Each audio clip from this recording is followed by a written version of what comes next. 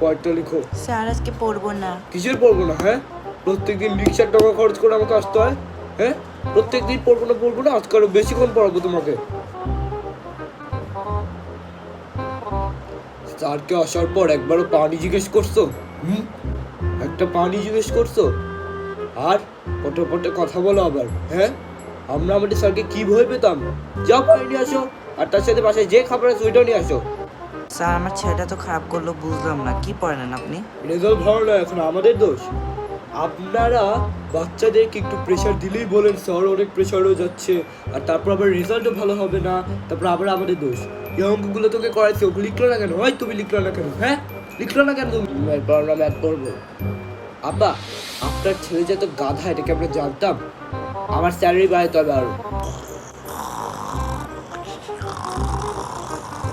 Sir আপনি ঘুমাচ্ছেন কেন? ঘুমাচ্ছি আমি। হ্যাঁ।